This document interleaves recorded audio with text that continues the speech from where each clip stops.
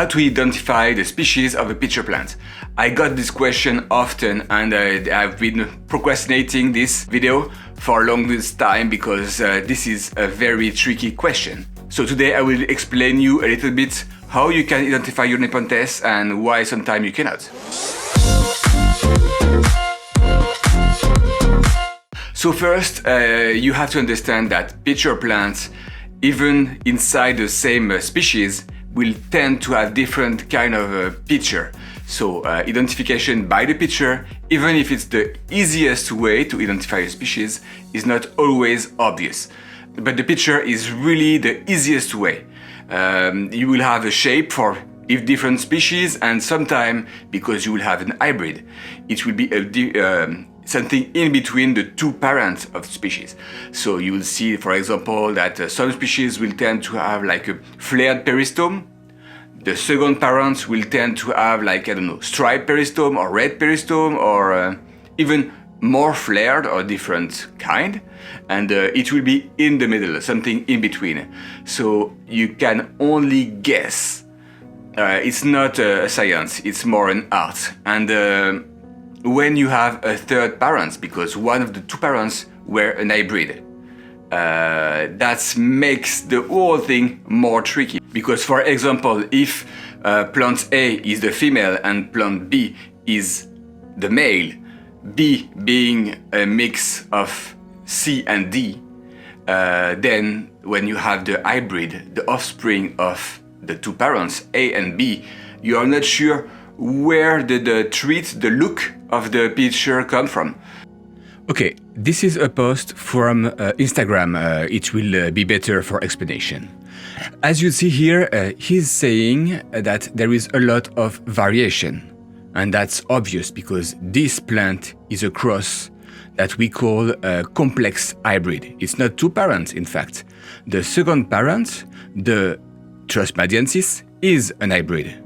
Let me convert this name into species. Nepenthes trusmadiensis is a mix between Nepenthes macrophylla and Nepenthes lowii. So now that it's more clear, let's see the pictures.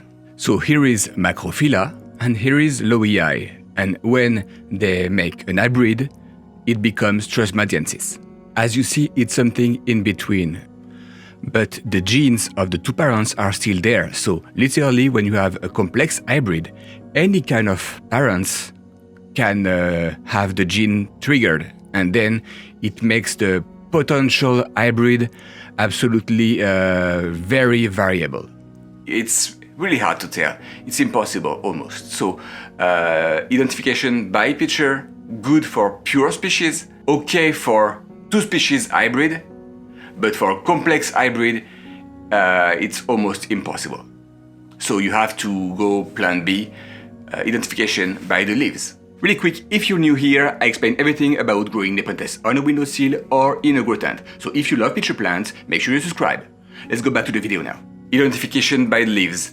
That's easier a little bit. For example, truncata. The shape of the leaves is easy to spot.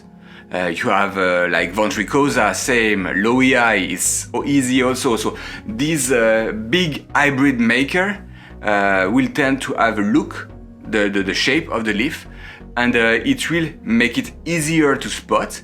It's a clue. So if you have the picture and then you have the look, the shape of the leaf, it will make it easier. There is also the fact that between the two parents, the color of the leaf will change and the offspring, the hybrid, will have a different shade of color on the leaf. For example, the first parents here, it's Maxima wavy leaf, so fantastic dark color. The second parent of the hybrid is lowii, pure green. The offspring, the hybrid of those two, is something in between. Beautiful, but different compared to both parents. The next step will be checking the way the leaves are attached to the stem. It will be different from species to species, and sometimes that's the last clue you will have. So again, it's gambling. You have to guess for the best, but if you don't know for sure what is the species, you will probably never know. It's almost impossible. Last piece of advice, if you see someone in Facebook, Instagram, etc.